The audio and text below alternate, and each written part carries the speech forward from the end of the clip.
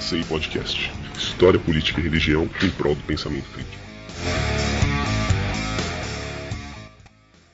Bom dia, boa tarde, boa noite. Aqui quem fala é Eric Vicente. Esse é o Nada Sei Podcast. Aqui é um podcast de história, política e religião em prol do pensamento crítico.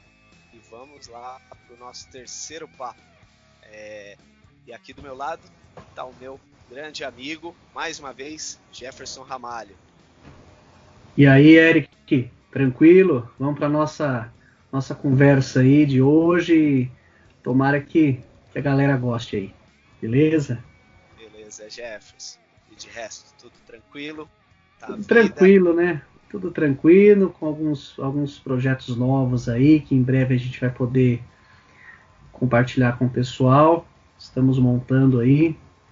E você, inclusive, tem sido muito importante nesse processo, né, de pensar, de elaborar, de desenvolver esses projetos. Te agradeço muito, sempre publicamente por isso. E logo a gente vai falar para o pessoal do que se trata. Enquanto isso, a gente vai levando. Bacana. Muito bom, cara.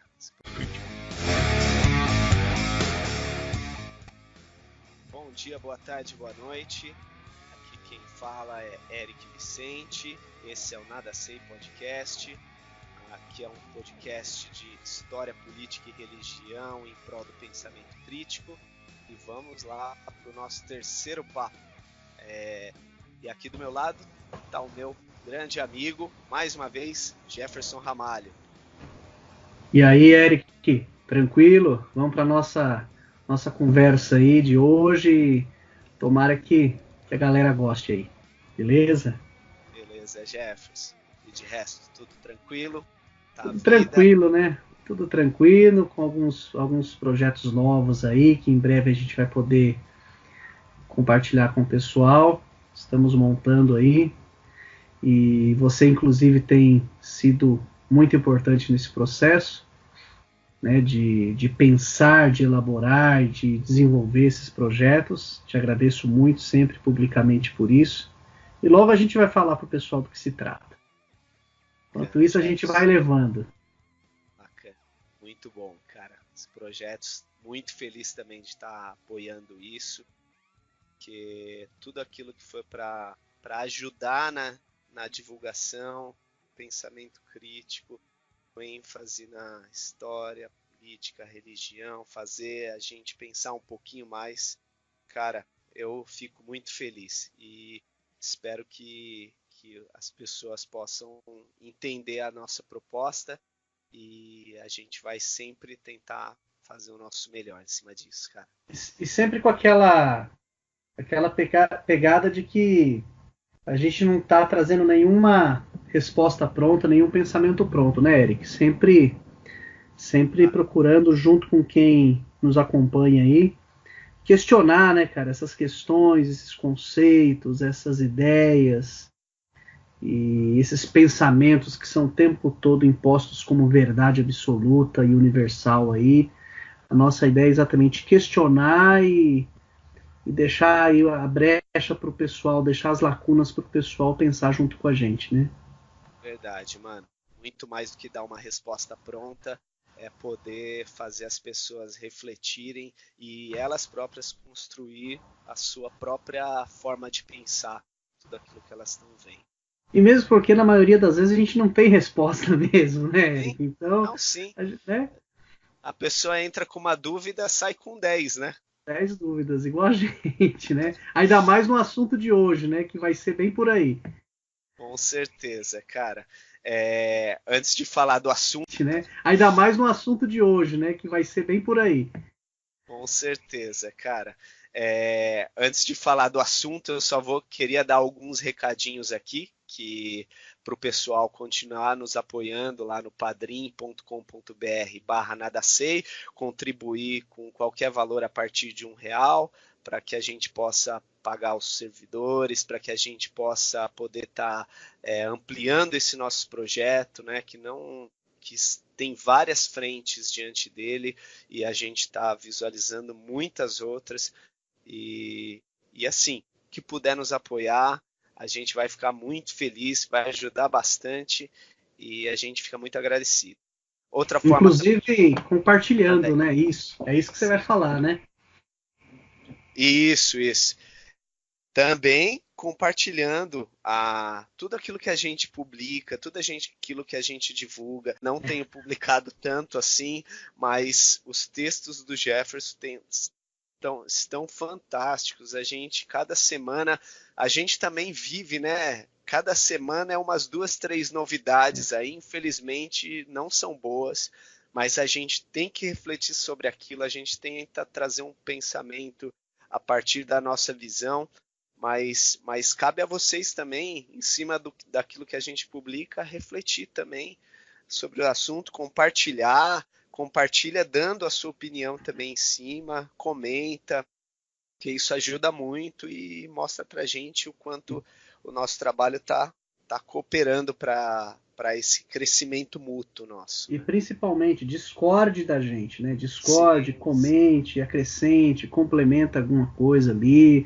Eu acho que isso daí que vai fazer o conhecimento ser construído coletivamente, né, conjuntamente, a gente vai aprendendo junto, né, Eric? E é o que você falou, né? Você escreve aquilo já é notícia velha, já tem outra coisa acontecendo que a gente precisa também pensar, escrever, comentar. Então mas é por aí que a gente vai. Não é fácil, né? Acompanhar tudo isso. Mas é isso aí. Bom, então ajuda a gente compartilhando, curtindo, comentando nas nossas redes sociais, no Facebook, Twitter, Instagram, YouTube também. A gente está subindo, eu estou subindo os podcasts no YouTube também. Os 2 podcasts anteriores a esse eu subi no YouTube. Quem prefere ouvir por lá, não tem vídeo, só coloquei a capa mesmo dos podcasts. Mas tem os nossos canais, você vai ver nesse post aqui desse podcast, vai estar lá o link para os nossos canais. Curtam, compartilhem, comentem. Gente, também estamos nos agregadores. Eu estou com uma dificuldade de conseguir subir o nosso podcast no iTunes e em alguns outros agregadores, mas no Spotify ele já está disponível.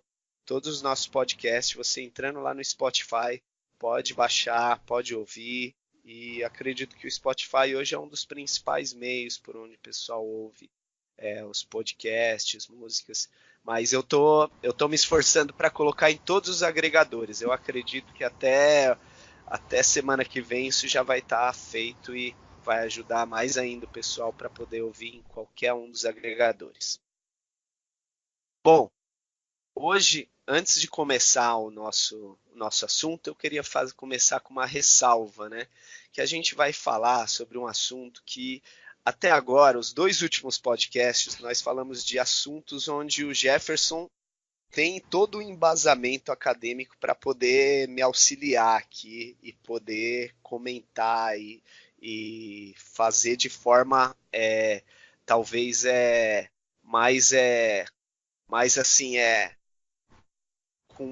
com relevância e com autoridade, né? Ainda que a gente sempre coloque a importância de vocês pensarem a partir do conhecimento de vocês, refletirem sobre o assunto e também até mesmo discordarem, mas hoje o assunto realmente, eu sou um leitor desse assunto, também até mesmo discordarem, mas hoje o assunto realmente, eu sou um leitor desse assunto. O Jefferson ele teve alguns trabalhos que envolveram essa leitura nos trabalhos acadêmicos dele, mas também não foi de forma profunda. Eu acredito que nós 2 podemos nos considerar leitores das obras desse autor, correto, Jefferson? Leitores, curiosos, nem um pouco especialistas, né? Pelo menos eu posso falar de minha parte, né? Nem um pouco especialista, mas, ao mesmo tempo, foram leituras suficientes para que nós nos, por assim dizer, apaixonássemos por esse autor, por esses temas que ele aborda, e, curiosamente, apesar da distância de tempo que nos separa dele, nós o vemos cada vez mais como um pensador, um filósofo, atual, né, Eric? Parece que a proposta dele de pensar a vida humana, de pensar a sociedade, de pensar, enfim, os mais diversos temas aí que nos interessam, da maneira como ele aborda, parece que são tão atuais quanto certamente eram na época em que ele pensou e escreveu. Com certeza, cara. E esse pensador que a gente vai falar hoje é ninguém mais, ninguém menos que Friedrich Nietzsche. Agora, a gente quer muito, muito, muito poder falar dele de uma forma coerente, porém nós não vamos poder fugir daquilo que a gente, eu e o Jefferson, durante muito tempo, e nós não vamos poder fugir daquilo que a gente, eu e o Jefferson, durante muito tempo, um dos nossos grandes assuntos sempre foi a discussão em torno da obra de Nietzsche. A gente divagava sobre isso, então eu falei, não, a gente tem que fazer um podcast sobre Nietzsche, cara. Porque a gente tem que conversar, trocar aquele nosso bate-papo aqui também, oficializar isso. E o Nietzsche, ele é um filósofo que não existe um consenso em torno da filosofia dele. Tem vários tipos de pensamento em torno dele. E talvez os assuntos que a gente vai tocar aqui hoje, muitos deles podem haver, mesmo eu e o Jefferson, eu acredito, a gente talvez nunca conversou de forma tão profunda assim sobre Nietzsche, igual a gente vai fazer hoje, né? E mesmo assim vamos deslizar bastante, né? A gente vai cometer alguns... Eu fico imaginando os verdadeiros especialistas em Nietzsche nos ouvindo, né? O que eles devem pensar, né, Eric? Espero que eles ouçam, né? E que a gente possa gravar um podcast sendo corrigido futuramente, né? É verdade. Mas então vamos lá. Hoje o tema que a gente está tentando propor aqui, que eu abordei aqui como título, é a filosofia está totalmente superada. Então, para poder fazer essa comparação, eu sugeri para o Jefferson para a gente poder fazer um levantamento aqui, como a gente poderia encarar Nietzsche com alguns aspectos da nossa sociedade, né? E a gente vai tentar discutir isso em alguns momentos aqui, pelo menos em 4 aspectos, que eu propus para o Jefferson a gente falar sobre Nietzsche e a política, Nietzsche e a religião, Nietzsche e a história, Nietzsche e a educação. Acho que são temas que hoje estão bem presentes no nosso dia a dia, né, Jefferson? Eu só sugeriria aí para você o seguinte, para que a gente começasse com o tema religião e deixasse o política e a educação para depois, porque aí a gente já vai estar um pouco embriagado, qualquer coisa que a gente disser, entendeu? Eu acho que falar de Nietzsche e a religião, Nietzsche e a história, talvez seja, pelo menos para mim, um pouco mais confortável. A menos que você queira começar falando de Nietzsche e a política, a partir das leituras que você fez, e aí eu vou metendo aí o bedelho na sua fala. Aí cara, tudo bem. Agora, se você for começar comigo, eu acho que a gente poderia partir pela temática da religião. Mas até agora você estava confortável, cara. Hoje eu quero te tirar da zona de conforto. Minimamente confortável, né? Porque não dá para falar também qualquer coisa, apesar da gente estar deixando bem claro para quem está nos ouvindo que a nossa conversa certamente será bastante superficial em comparação aos grandes especialistas que nós temos em Nietzsche no Brasil e no mundo, né? De forma alguma vou ser leviano com isso, mesmo porque para mim eu tenho em Nietzsche o maior filósofo para mim, né? Então, assim, eu carrego, apesar de não ser um especialista, a leitura de Nietzsche é algo que faz parte da minha vida. Então, eu não posso... se eu tô estragando... Se eu vou estragar alguém, antes de mais nada, eu estou me estragando. Mas a ideia é essa também, né? Há quem diga que ler Nietzsche já é uma forma de se estragar. Né? Há quem diga isso, e não sou eu, porque para mim Nietzsche também é, sem sombra de dúvida, o maior, se não o maior, um dos mais importantes filósofos de toda a história, porque a gente sabe que ele mesmo disse, né? A filosofia se divide em antes e depois de mim, né? E o pior é que ele tinha razão, né, Eric? Eu gosto da modéstia, do quanto ele é modesto, né, cara? Então. Isso é o mais legal de tudo. Mas vamos lá, você conduz o papo então. Ah, eu queria começar, Jefferson. Eu sei que, pessoal, eu vou ler uma mini biografia aqui do Nietzsche, mas é algo mini mesmo, só para introduzir para quem talvez, se alguém que está ouvindo a gente aí nunca ouviu falar de Nietzsche, ou se só ouviu por cima, ou se sempre ouviu de Nietzsche como um satanista que não se deve ouvir, talvez por esse viés religioso que estigmatizou Nietzsche aí, mas de qualquer forma, eu vou ler uma mini biografia, mas vocês depois podem procurar na internet. Existem vários artigos, inclusive muitos livros do Nietzsche aí, domínio público, você pode baixar. Então, não vamos nos alongar nisso. Eu vou apenas ler. Além das sugestões bibliográficas que a gente vai fazer sempre faz no final, né, Eric? Muitas delas têm sempre lá no início alguma informação biográfica a respeito dele, que uma vai complementando a outra, né? Exato, cara. Eu vou ler aqui então a mini biografia que está no meu livro aqui do Assim Falou Zaratustra. Diz assim: Friedrich Nietzsche nasceu no vilarejo em Hocken. Bom, se minha pronúncia estiver errada em algum desses nomes alemães aqui, cara, me perdoem, mas vai ser do jeito que eu entender. Eu vou fazer o escreva-se como se lê aqui.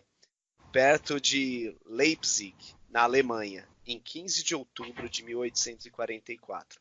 Perdeu o pai, um pastor luterano, aos 5 anos de idade. Estudou letras clássicas na célebre escola da Pforta e na Universidade de Leipzig. Com 24 anos foi convocado a lecionar filologia clássica na Universidade da Basileia, na Suíça. Em 1870 participou da Guerra Franco-Prussiana como enfermeiro. No período em que viveu na Basileia, foi amigo de Richard Wagner e escreveu O Nascimento da Tragédia. Considerações extemporâneas, O Nascimento da Tragédia, escrito em 1872, Considerações extemporâneas, escrita entre 1873 a 1876, e parte de Humano Demasiado Humano. Em 1879, aposentou-se da universidade devido à saúde frágil. A partir de então, em pequenas localidades na Suíça. Na Suíça, Itália e França. Dessa época são Aurora, a Gaia Ciência, Assim Falou Zaratustra, Além do Bem e do Mal, Genealogia da Moral, O Caso Wagner, Crepúsculo dos Ídolos, O Anticristo e Et Homo, sua autobiografia. Nietzsche perdeu a razão no início de 1889 e viveu em estado de demência por mais 11 anos, sob os cuidados da mãe e da irmã. Nessa última década, suas obras começaram a ser lidas e ele se tornou famoso. Morreu em Weimar, em 25 de agosto de 1900, de uma infecção pulmonar. Além das obras que publicou, deixou milhares de páginas de esboços e anotações conhecidos como fragmentos póstumos. Tem alguma coisa a acrescentar aí, Jefferson? Então, eu gostaria de complementar, Eric, se me permite, Claro. Com algumas informações que eu obtive a respeito dessa relação dele com Wagner, tá? Que eu acho que são interessantes e que eu retiro do primeiro capítulo da obra Deus na Filosofia do Século XX, que foi organizada por Giorgio Penso e Rossino Ghibellini. Aliás, esse Rossino Ghibellini é autor também de uma obra fantástica chamada Teologia do Século XX. ambas publicadas pela Loyola aqui no Brasil.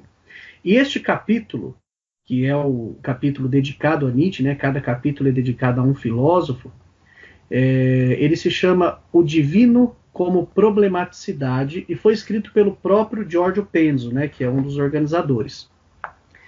E ele diz o seguinte, quando ele se refere a essa relação com Wagner, tá? Pode-se de Nietzsche com Wagner. Eu selecionei aqui fragmentos desta fala dele, tá bom? Mesmo porque em meio a essa descrição que ele faz do relacionamento de Nietzsche com Richard Wagner, ele fala coisas que você já citou aí, inclusive, né, da experiência de ter sido professor na Basileia e tal. Quais foram as influências intelectuais. Eu não vou me ater a isso, mas eu vou destacar essa questão do Nietzsche com Wagner. Pode-se recordar que sua ampla obra póstuma não é composta unicamente de escritos filológicos ou filosóficos, pelo que nós conhecemos Nietzsche, né, inclusive, né, mas também de composições musicais. O amor pela música o levará a travar amizade com Richard Wagner. Em sua formação escolar são determinantes os anos passados no colégio, onde Nietzsche pôde descobrir sua paixão pela filologia clássica.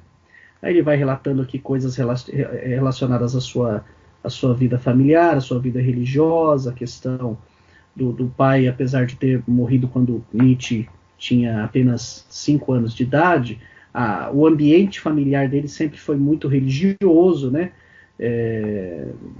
Daí vem toda a sua construção pessoal em relação a isso. Aí depois ele diz o seguinte: deve-se lembrar particularmente as diversas visitas a Wagner e a sua mulher, Cosima, na vila de Triebichen.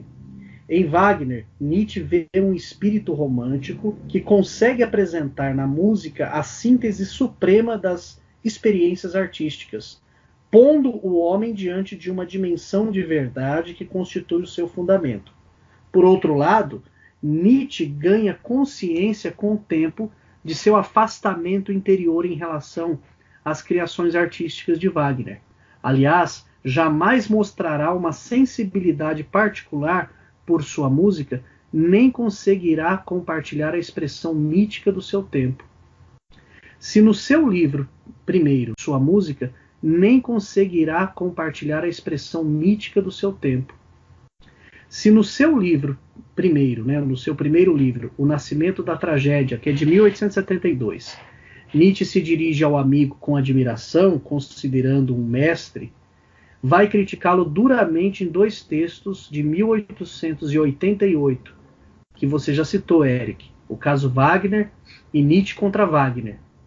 O motivo da ruptura está ligado ao afastamento interior em relação a Schopenhauer, que era também mestre de Wagner.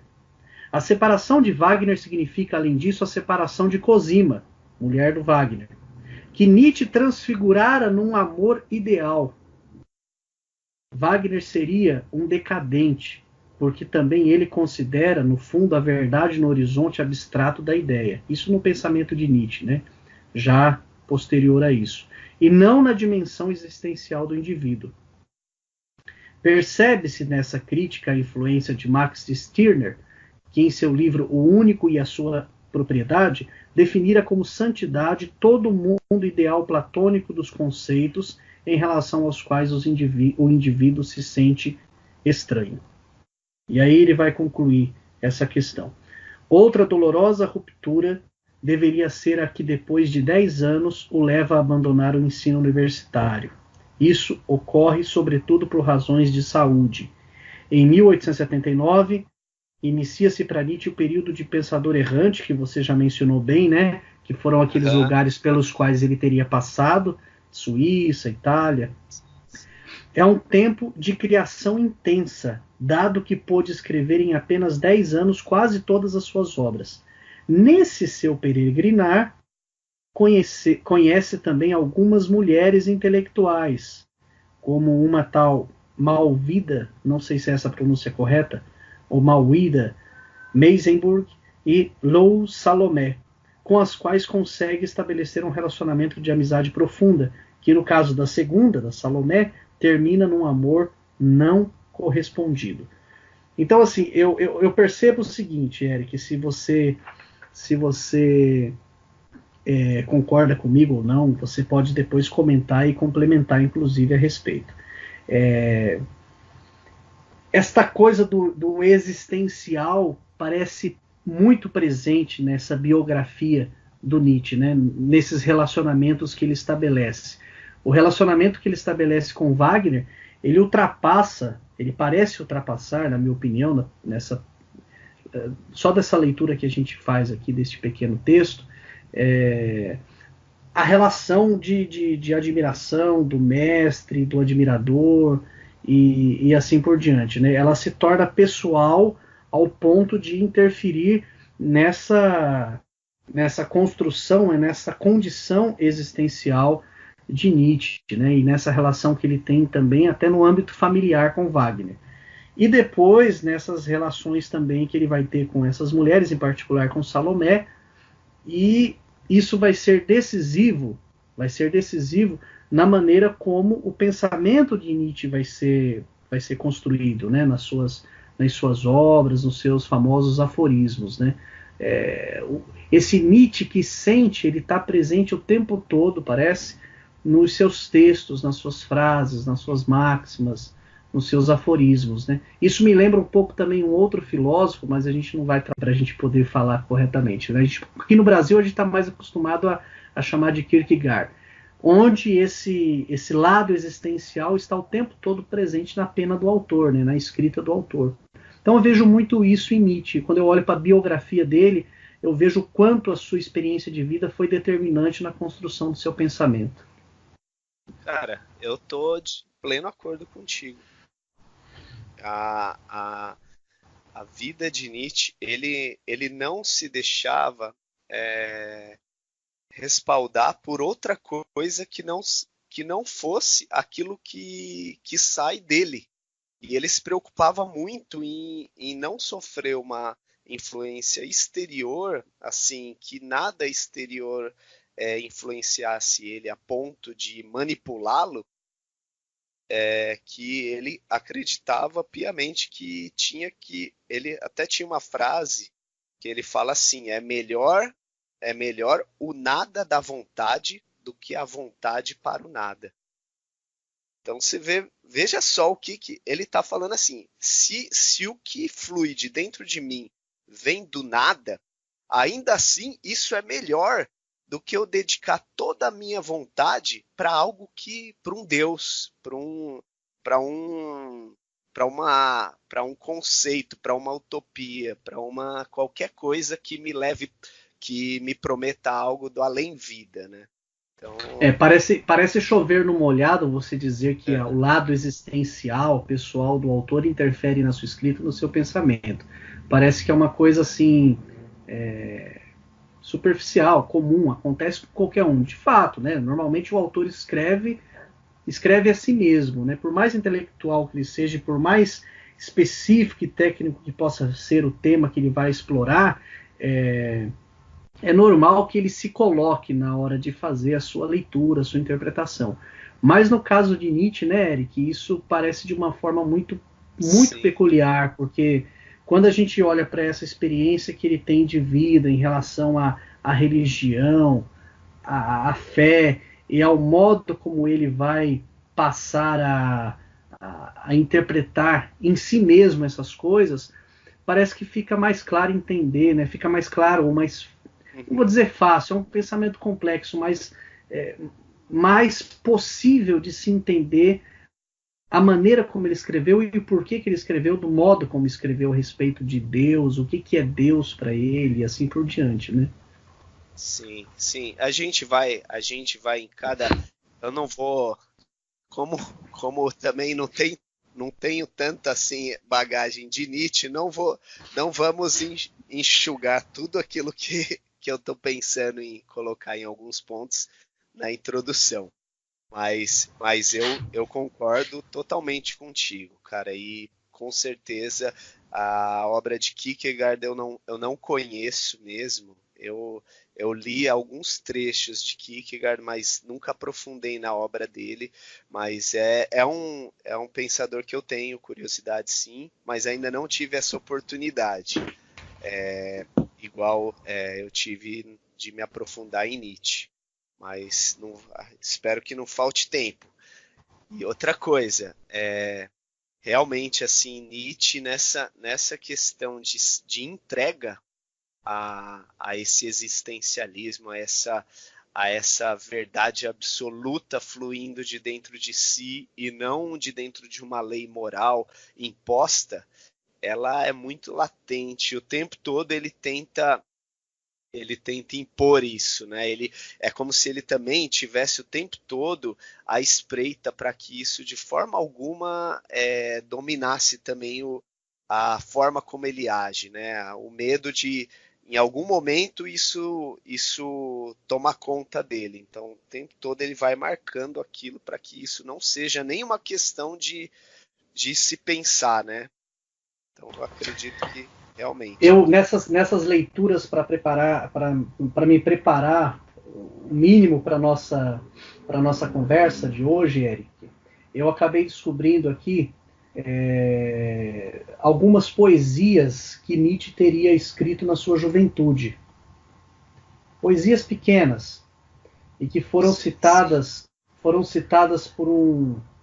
escritor chamado Eugen Bizer, o Beiser, no seu ensaio Nietzsche davanti a Jesus, né? Nietzsche diante de Jesus, né? em pequenos fragmentos, né? E publicados em uma revista, inclusive, publicada em 1981, uma revista acadêmica, toda dedicada à relação de Nietzsche com o cristianismo. Você me permite ler esses trechos poéticos de Nietzsche, que foram, como eu disse, escritos durante a sua juventude, né? Mas ali você já percebe esse Nietzsche que tinha perdido o pai muito cedo, um pai que tinha sido pastor protestante, e que tudo indicava para que ele certamente seguisse a carreira do pai, né? A carreira religiosa e pastoral, tendo em vista também a vivência com a religião dentro de casa. E ele diz assim: olha só, tu chamaste, Senhor, eu me apresso, e estou aos pés do teu trono, inflamado de amor, me impressiona tão vivamente e penosamente a tua vista até penetrar meu coração. Senhor, eu estou vindo. Olha só, até aqui a gente vê um Nietzsche bem dentro daquele, aparentemente, né? Dentro daquele padrão de uma poesia sacra, né? Cristã, neste caso, religiosa, devota, até um tanto quanto piedosa. Aí vem um fragmento na sequência que diz assim: eu estava perdido, ébrio a ponto de cambalear, prostrado, destinado ao inferno e ao tormento. Tu estavas distante, a tua vista inefável, comovente, tantas vezes me impressionou. Com alegria agora estou vindo. Então veja, eu tenho a impressão de que esse trecho que ele fala, né, destinado ao inferno e ao tormento, tu estavas distante, dá bem assim a entender qual era a percepção que Nietzsche tinha de Deus dentro da formação que ele recebeu, né? É um protestantismo ali da Alemanha, né? É aquela coisa bem herdeira tanto da convicção agostiniana como da convicção depois luterana a respeito de um Deus soberano, um Deus que ama, mas que também pune, um Deus de graça, de amor, mas que também está bem distante dessa condição humana. E eu acho que desde cedo esse tipo de percepção a respeito de Deus vai começar a incomodar bastante Nietzsche. Não sei o que você tem a dizer sobre isso. A gente já está entrando no assunto Nietzsche e religião? Eu acho que ele acaba entrando instantaneamente, né, na sim, nossa conversa. Sim, né? Mas entrou. Só queria marcar para a gente poder começar e o pessoal saber que a gente entrou. Eu sei que não vai se dar tão certinho assim, mas só para marcar, vamos entrar no assunto Nietzsche e religião, e baseado no que você leu, cara, e naquilo que eu li, e assim, uma coisa que eu tenho com o Nietzsche, cara, é uma identificação muito grande. E você sabe muito bem, tanto eu quanto você, nós viemos de meios religiosos. Eu acho que você também nasceu num lar católico, eu também nasci num lar católico não praticante, fomos batizados na Igreja Católica, porém, na nossa juventude, passamos pela igreja, nasceu num lar católico, eu também nasci num lar católico não praticante, fomos batizados na Igreja Católica, porém, na nossa juventude, passamos pela Igreja Evangélica, ambos tiveram alguma posição algum tipo de liderança dentro da Igreja Evangélica, né? Por algum tempo, e nós conhecemos bem como funciona o meio evangélico hoje, né, pelo menos. Agora, olhando para Nietzsche, vivendo numa situação, num protestantismo, como você bem falou, onde a questão de Deus, do Deus que também ama, mas pune, do Deus que... E muito mais, eu acho, do Deus que a sua palavra está na Bíblia e as escrituras ali contidas na Bíblia são infalíveis.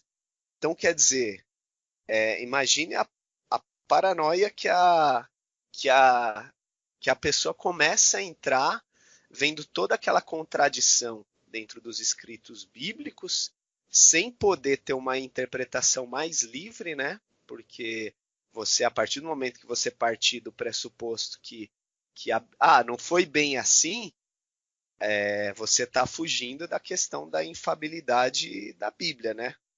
Da questão da infalibilidade das escrituras. Então, eu acho... E essa coisa da infalibilidade das escrituras é um ponto crucial e inegociável para esse protestantismo tanto tradicional, né, que tem os seus fundamentos, né, como para esse protestantismo de agora, né, Eric? Mais assim, muito mais para o protestantismo até do que para o catolicismo, né? O catolicismo se embasava mais na infalibilidade papal, né? Isso, na tradição, no magistério, né? Então, mesmo porque as escrituras no catolicismo romano não eram nem tanto lidas, né? Que geralmente as missas eram feitas em latim, né? Então, o conhecimento bíblico na época acabava sendo um tanto quanto escasso, né? Nesse sentido. E a referência de fé, de religião e de Deus que Nietzsche tem é dentro da tradição protestante, né? Então, é importante a gente deixar isso bem claro. Então, quando ele faz as considerações que ele faz a respeito de fé, de religião, de igreja, né, de Jesus, estão todas dentro daquele modo de conceituar do protestantismo, que ora converge, ora não, com a tradição católico-romana. Agora, existem algumas leituras, né, Eric, que Nietzsche fez, não só de intelectuais da filosofia, mas outros como Tolstói, como Dostoiévski, que acabaram influenciando essa interpretação de Nietzsche na religião. Por exemplo, tem uma colocação de Nietzsche nos fragmentos póstumos em que ele praticamente parafraseia Tolstói, né, e eu me amparo num capítulo de Marco Vanini, na obra organizada por Silvano Zuccalli, Cristo na Filosofia Contemporânea, volume 1, de Kant a Nietzsche, o último capítulo é sobre Nietzsche, em que ele diz o seguinte: os cristãos jamais praticaram as ações que Jesus lhes prescreveu, e o despudorado discurso sobre a fé, sobre a justificação através da fé, sobre a sua suprema e exclusiva importância é só a consequência do fato de que a igreja não tinha e nem tem a coragem, de que a igreja não tinha nem a coragem, nem a vontade de professar as obras que Jesus exigia. Então veja bem, ele já começa a apontar aqui, na percepção dele, um distanciamento daquilo que ele identifica como sendo o pensamento, o ensinamento, o modo de viver, né, ou de se propor viver de Jesus de Nazaré, com aquilo que ele identifica na igreja em sua prática e em suas convicções, né, de fé, a respeito de fé, de salvação. Ou seja, ele não consegue, eu acho que esse é um ponto que é bacana talvez da gente partir, né? Ele não consegue identificar convergências, compatibilidades entre o que Jesus ensina, entre o que Jesus faz, entre o que Jesus propõe ou propunha, e aquilo que vai se tornar a prática, a vida religiosa, a proposta e as interpretações da igreja que, curiosamente, se diz iniciada por Jesus de Nazaré. A partir daí a gente vai começar a entender todas as críticas que ele desenvolve em aforismos, em obras como o Anticristo e em tantas outras colocações de Nietzsche que vão ser determinantes para que a religião cristã crie aquilo que você mesmo disse no início, quando falava da biografia dele, de estigmatizar a figura de Nietzsche, né? Transformando-o quase que num grande inimigo, né, da fé cristã, da devoção em Deus, da crença, e que, de certa maneira, se você pensar o que significa ou o que significam essas coisas, ele de fato é. Isso, porém, não significa que ele seja um inimigo de Deus, né? O que é Deus para Nietzsche e o que é Deus de fato? Né? Esse eu acho que é o grande ponto, Jefferson. Eu acho que Nietzsche, ele parte muito dessa questão, tudo que você falou, eu concordo, e eu acredito muito, cara, que ele parte dessa questão de assim, ele até, eu me baseei, esse podcast, eu me baseei principalmente pra gente fazer ele, eu dei uma relida no livro Assim Falou Zaratustra. Porque, segundo o próprio Nietzsche, o Zaratustra é o presente dele para o mundo, né?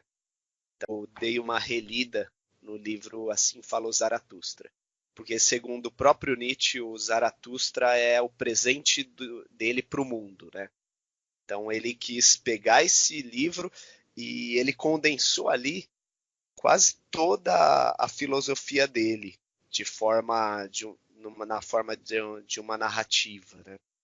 Certo. Então quer dizer, então eu falei, vou me concentrar no Zaratustra, porque senão, se eu pegar muitas obras de Nietzsche, eu vou me perder, né? E nessa concentração do Zaratustra, é exatamente isso que eu identifico. Ele não tem problema de entender Deus, mas ele tem um grande problema de entender o Deus construído pelo cristianismo. Isso deixa eu só então corrigir uma coisa que eu falei por último. E aí você já continua, sem querer te interromper, mas já te interrompendo. Eu falei, né? Há uma diferença entre o Deus de Nietzsche e Deus de fato. Não, na verdade não é o Deus de Nietzsche, mas é o Deus para o qual ele aponta quando ele faz as críticas, as leituras, as interpretações que ele faz. Porque esse Deus que Nietzsche tanto bate é, na verdade, esse Deus construído pela religião. É nesse sentido. E Deus de fato, se é que a gente pode dizer Deus de fato, né, seria uma outra coisa. Então, assim, é muito importante que se diga, quando Nietzsche critica Deus, quando Nietzsche mata Deus, quando Nietzsche interpreta Deus, ele não está interpretando, matando, criticando ou interpretando Deus. mas o Deus que foi construído pela religião. Eu acho que assim fica Não, mais fácil da gente. fantástico, fantástico. É a partir disso mesmo, e eu até queria ler aqui um trecho onde o Nietzsche do Zaratustra, que assim, só para introduzir um pouquinho assim essa questão do Zaratustra, o Zaratustra mesmo, ele é um, o que Nietzsche faz? Olha como a obra dele é totalmente, como a gente falou desde o início, a ligação dele com a religião é muito grande, tanto que com certeza, apesar dele não relatar assim na autobiografia dele de forma consistente, ele deixa isso transparecer ao longo dos escritos dele, que o problema dele é se libertar desse Deus cristão mesmo. E então o que ele faz? No Zaratustra, Zaratustra na verdade é um personagem que existiu. Ele, ele foi o criador, ele foi o fundador da primeira religião monoteísta. E também foi o fundador de uma dicotomia bem e mal, da primeira dicotomia bem e mal, nascido na Pérsia atual Irã, né? Então, quer dizer, aí o Nietzsche pega esse cara que foi o criador do monoteísmo e, tipo, converte ele. Esse cara que criou todo o problema, agora eu vou converter ele no cara que vai desfazer todo o problema. Então é fantástico. Ele pega e fala que, claro que ele não vincula na história do livro, assim falou Zaratustra, ele não vincula esse personagem do Zaratustra de Nietzsche ao Zaratustra que passou pela Pérsia, o fundador da religião, da primeira religião monoteísta. Porém, ele pega esse cara e fala, eu vou converter ele, eu vou colocar como se ele tivesse corrigido aqueles problemas dele, né? Então, Nietzsche começa o Zaratustra falando que o Zaratustra estava no alto de uma montanha meditando e ficou lá isolado durante 10 anos, e depois de 10 anos ele vendo o sol, todo dia o sol vinha e aquecia ele. O sol vinha e aquecia ele. Daí ele parou e pensou, poxa, o sol todo dia vem e me aquece, e ele não se cansa de fazer isso, porque ele faz aquilo que ele nasceu para fazer, aquilo que a essência dele emana fazer. Então, daí ele pega e cita que agora eu vou também me esvaziar. Assim como o sol, eu também vou fazer aquilo que emana de mim, e ensinar as pessoas, mostrar para as pessoas esse caminho. Então, tem muitos que dizem que esse Zaratustra é o alter ego de Nietzsche, né? Então, ele vai e coloca esse Zaratustra que estava ali isolado na montanha, depois de 10 anos, desce para poder pregar essa mensagem nova, pregar esse evangelho, né? E é engraçado que no decorrer da sua pregação, ele vai falando de Deus o tempo todo. E apesar de ser no Zaratustra que Nietzsche declara também a morte de Deus, ele tem algumas passagens incríveis assim. Eu queria ler uma que diz assim, Zaratustra, né? Eu acreditaria somente num Deus que soubesse dançar. Quando vi meu diabo, achei-o sério, meticuloso, profundo e solene. Era o espírito de gravidade. Ele faz todas as coisas caírem. Não com a ira, mas com o riso é que ele mata, é que se mata. Eia, vamos matar o espírito de gravidade. Aprendi a andar, desde então corro. Aprendi a voar. Desde então não quero ser empurrado para sair do lugar. Agora sou leve, agora voo. Agora me vejo abaixo de mim. Agora dança um Deus através de mim. Olha só como a visão de Zaratustra ou do Nietzsche é a partir de Deus. Eu fico imaginando, e talvez a conclusão que eu cheguei a respeito de a relação de Nietzsche com a religião, não conclusão, mas algumas reflexões, que Nietzsche olhava assim e falava, poxa, as religiões dizem uma coisa, só que dentro de mim eu ouço outra coisa. Só que a religião diz que eu não posso questionar. Mas dentro de mim existe um questionamento eterno.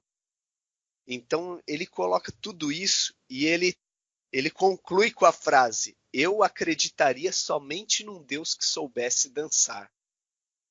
Ele fala: eu não conseguiria crer num Deus que seja esquizofrênico.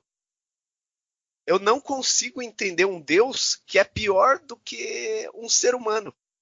Eu não consigo entender um Deus que, apesar de toda a complexidade do pensar humano, de toda a complexidade dos sentimentos humanos, ele é sim ou não, é certo e errado, tudo é binário, tudo é decidido de forma dicotômica, ou é luz ou é trevas.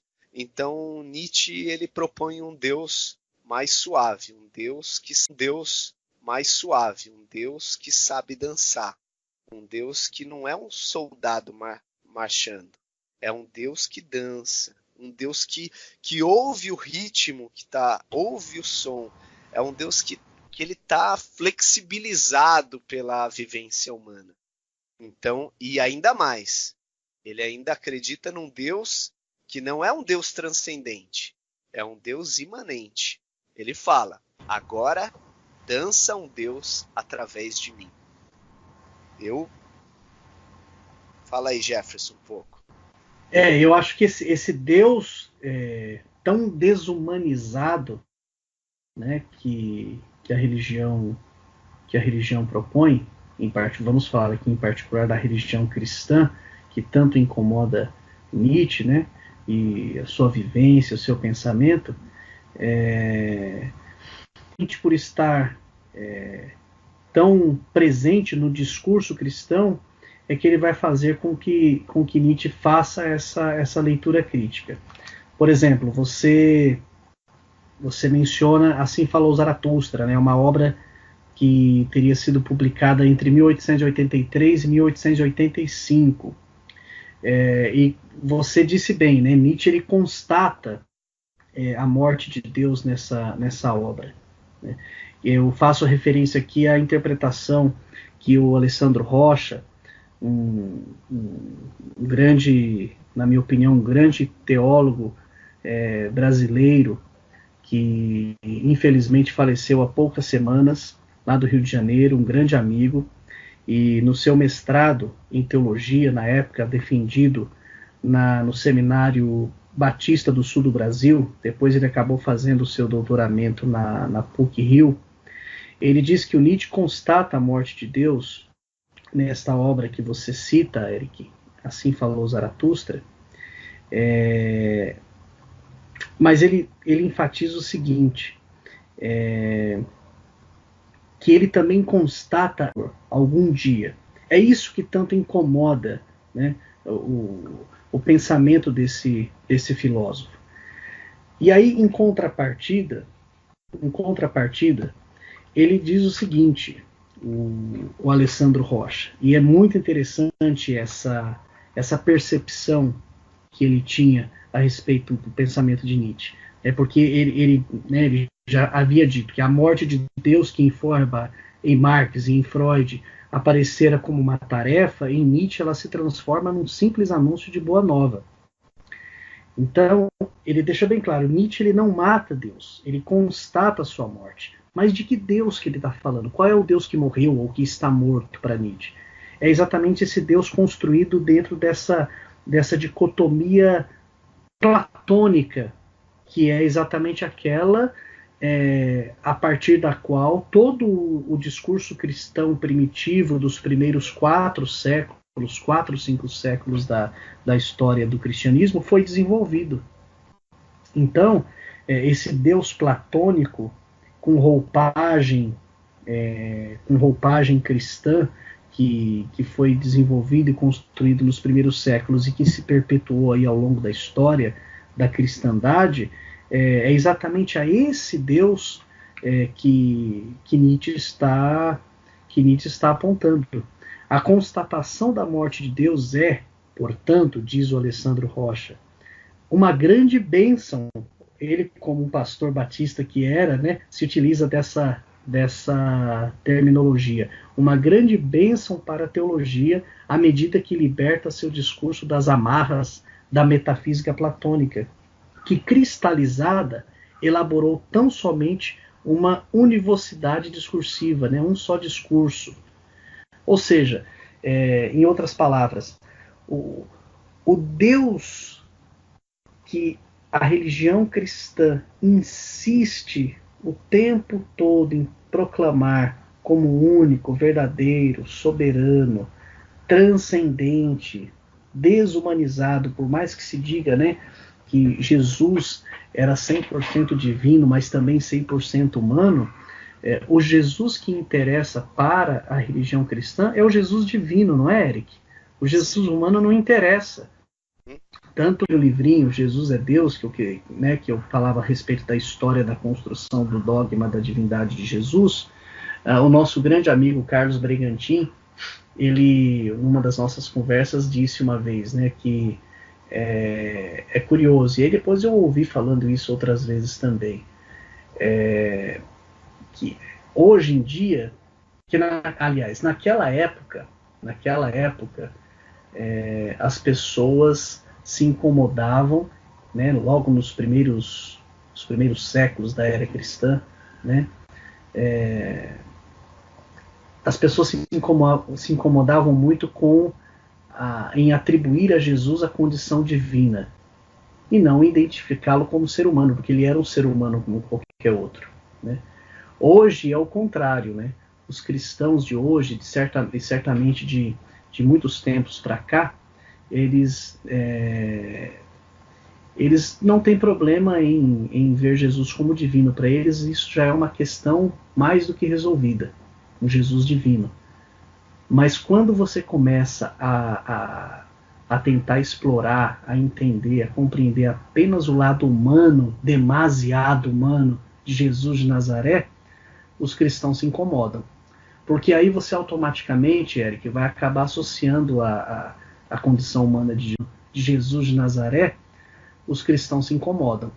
Porque aí você automaticamente, Eric, vai acabar associando a condição humana de Jesus a determinadas correntes de pensamento, de política, de entender a sociedade, o ser humano, as relações humanas, que não são tão simpáticas à tradição cristã, à religião cristã. Por exemplo, quando você associa práticas de Jesus, desse Jesus humano, ao socialismo, né, isso incomoda, Sim. tendo em vista as críticas que o socialismo tem à religião cristã e vice-versa, né? Então é só um exemplo. Claro que Nietzsche não faz essa relação, mas assim, ele chama a atenção a isso, né, a tentar entender esse lado humano de Jesus, de Deus, né? Aqui não entra nem o caso Jesus, de Deus, né? Porque para Nietzsche Jesus de Nazaré era humano e ponto, não tem essa de você divinizá-lo, né? E assim, uma outra coisa, né, é tentar identificar aqui aonde está a gênese, a origem desse discurso metafísico cristão que o Nietzsche tanto bate, tanto questiona, tanto problematiza, né? E aí eu acho que a gente vai inevitavelmente cair nas críticas que ele faz ao chamado apóstolo Paulo, né? Como sendo aí o primeiro grande responsável por essa construção indevida daquilo que talvez era de maneira muito simples, muito modesta, o pensamento e o ensinamento de Jesus de Nazaré. E assim, antes de te passar a bola, Eric, porque você tem muito mais propriedades e leituras para poder falar a respeito dessas analogias que o Nietzsche faz para poder, de certa maneira, até exemplificar o que ele quer expor, eu gostaria de ler um trecho de um aforismo dele, de Nietzsche, na obra Gaia Ciência, que, como a gente sabe, ela é de 1882, portanto um ano antes do início da publicação das 4 partes do Assim Falou Zaratustra. Jefferson, eu sou o palpiteiro, você é o cara que vai me segurar aqui. Cara. Não, muito pelo contrário. Agora sim, ó, nesse aforismo, Eric, da Gaia Ciência, ele já, que é o 125, né, talvez um dos mais famosos de Nietzsche, ele já fala, de alguma maneira, dessa questão da morte de Deus, né? Eu vou ler aqui um trecho do aforismo, tá? Diz assim, é o homem louco. Não ouviram, tá? Diz assim, é o homem louco. Não ouviram falar daquele homem louco que em plena manhã acendeu uma lanterna e correu ao mercado e pôs-se a gritar incessantemente: procuro Deus, e como lá se encontrassem muitos daqueles que não criam em Deus, ele despertou com isso uma grande gargalhada. Então ele está perdido? Perguntou um deles. Ele se perdeu como uma criança? Disse o outro. Está se escondendo? Ele tem medo de nós? Embarcou no navio, emigrou, gritavam e riam uns para os outros. O homem louco se lançou para o meio deles e transpassou-os com seu olhar. Para onde foi Deus? Gritou ele. Já lhes direi, nós o matamos. Vocês e eu somos todos seus assassinos. Mas como fizemos isso? Como conseguimos para apagar o horizonte? Que fizemos nós ao desatar a terra do seu sol? Para onde se move ela agora? Para onde nos movemos nós? Para longe de todos os sóis? Não caímos continuamente? Para trás, para os lados, para a frente, em todas as direções? Existem ainda em cima e embaixo? Não vagamos como que através de um nada infinito? Não sentimos na pele o sopro do vácuo? Não se tornou ele mais frio? Não anoitece eternamente? Não temos que acender lanternas de manhã? Não ouvimos o barulho dos coveiros a enterrar Deus? Não sentimos o cheiro da putrefação divina? Também os deuses apodrecem. Deus está morto. Deus continua morto. E nós o matamos. Como nos consolar a nós, assassinos entre os assassinos? E aí, pulando aqui, mais e mais questionamentos que ele faz, 5, fazendo a seguinte pergunta. O que são ainda essas igrejas, senão os mausoléus e túmulos de Deus? Então, quer dizer, o Deus cuja morte ele constata é o Deus cultuado pela cristandade, pela igreja, pela religião cristã.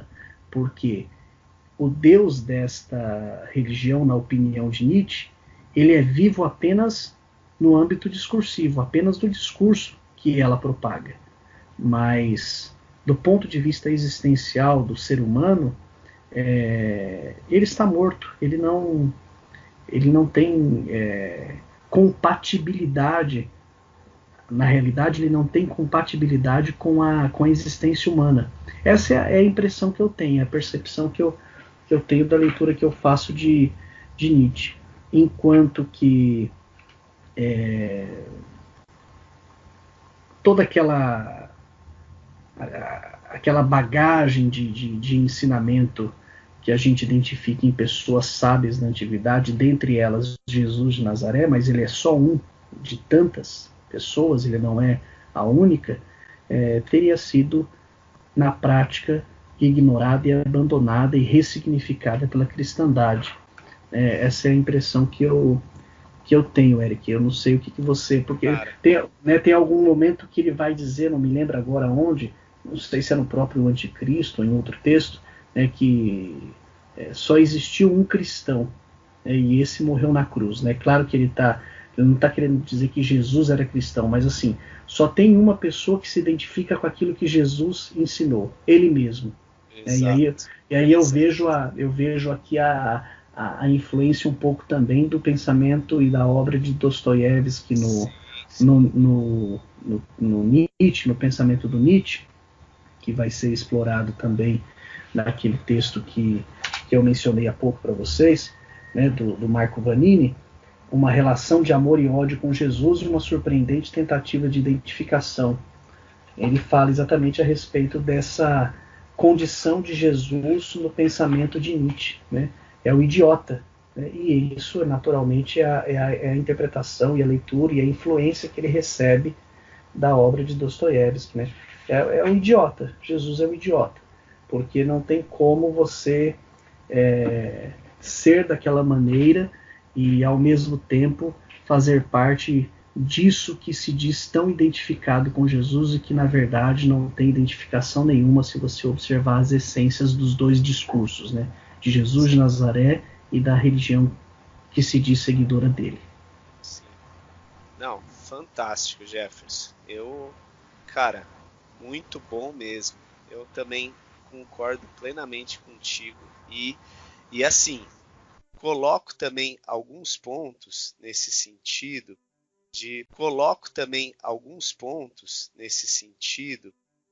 para a gente também pensar assim, para Nietzsche, com toda o que faz, qual que é a chave que faz ele concluir que toda essa massa, essa carga religiosa que depois de Jesus foi construída, como você bem falou, a partir do apóstolo Paulo, que meio que criou uma franquia da igreja cristã, criou os McDonald's da igreja cristã e começou a fundar igrejas em todos os lugares. Então, assim, e tentou padronizar esse cristianismo. Eu tenho algumas discordâncias de Nietzsche, eu tenho meus pontos, eu tenho alguns olhares de Paulo, mas eu também enxergo algumas coisas positivas, que ele quebrou esse paradigma da religião judaica, desse exclusivismo que existia do cristianismo dentro da religião judaica. Ele foi também alguém que percebeu que Deus era imanente. Então eu tenho alguns pontos positivos com Paulo e algumas coisas eu discordo dele, que no caso uma das que eu discordo é essa mesma que o Nietzsche bate em cima dele, que é a questão dele franquear a igreja e querer de todo jeito sair fundando essas igrejinhas e também construir, eu acho que outra forma que o Nietzsche fala aqui também, que Paulo construiu a religião cristã, pelo fato de que toda a massa, a grande parte dos ensinamentos do cristianismo, eles são vindos das cartas paulinas, né? Então, essas cartas paulinas e do Evangelho de Lucas, que também foi basicamente descrito por Paulo, né? Claro que ele se pegou de outras fontes também, algumas partes, mas é basicamente a narrativa de Paulo no Evangelho de Lucas, a narrativa de Paulo nos Atos dos Apóstolos e também as cartas de Paulo às igrejas que ele fundou. Então, quer dizer, você vai vendo que quase toda a carga de doutrina, de ensinamento do cristianismo é ali paulina, né, na sua essência. Então, nesse sentido, eu acho que ele pega e atribui tudo isso a Paulo, tanto na questão de que Paulo ele foi o formatador dessa cultura cristã, né? Ainda que as pessoas façam suas interpretações das formas mais variadas possíveis para justificar alguma forma de ser, alguma forma de existir das religiões que nasceram a partir dali, mas é basicamente dentro desses escritos paulinos, né? Você quer falar, e é bom a gente também fazer algumas observações em cima disso que você está falando com muita clareza, Eric, que é o seguinte, né? Nem todos, alguns problemas, né? Primeiro, nem todas as cartas atribuídas a Paulo, daquelas 13 que estão no chamado Novo Testamento, são autenticamente de Paulo. Claro. Né? A própria crítica bíblica, a crítica literária da Bíblia já mostrou isso. Né? A introdução ao Novo Testamento do Kimmel ela já entra nessa questão e é bem clara ao apontar. Não precisa nem sair do meio cristão para que exista essa.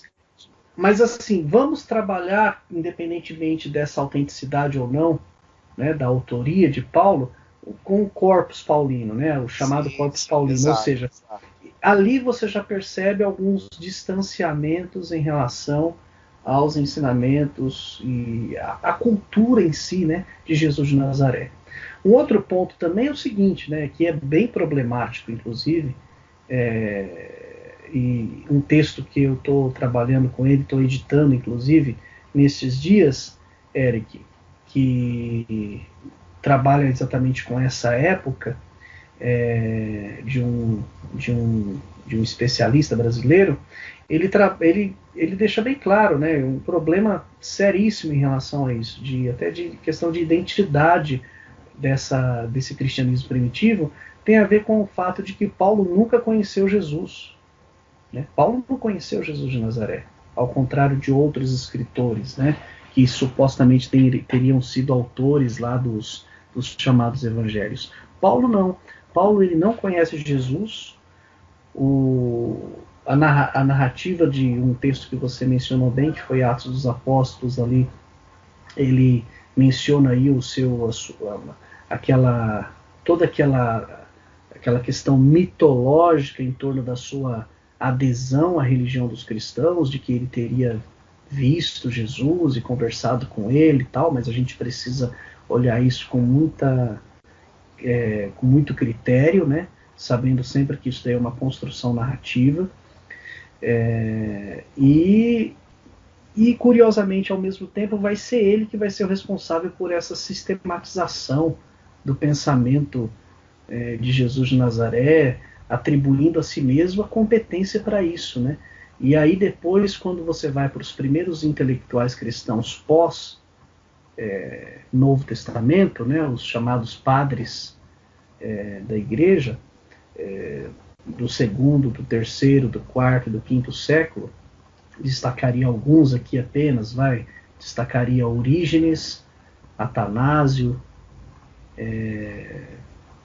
próprio Santo Agostinho, próprio Agostinho, final do quarto, início do quinto século, como sendo aí talvez os grandes responsáveis por estabelecer essa condição aí quase que intocável de Paulo como uma espécie de maior teólogo cristão da história, porque teria sido ele, mas é muito mais do que isso, ele é responsável por essa construção discursiva, a invenção de toda essa tradição, que depois passou sim por ressignificações, mas o fato é que é ele o grande propagandista daquilo que talvez Jesus de Nazaré nunca quis que fosse feito algum tipo de propaganda.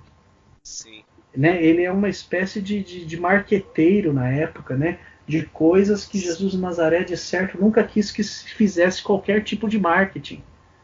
Né? Jesus de Nazaré, pelo que a gente olha, pouco que se tem a respeito dele nos textos, diz, por exemplo, que ele fazia as coisas meio até que nas escondidas, né? Para evitar aquele tipo de perseguição, de repressão, de visibilidade. Se tem uma coisa que Jesus de Nazaré não queria, era visibilidade. Né?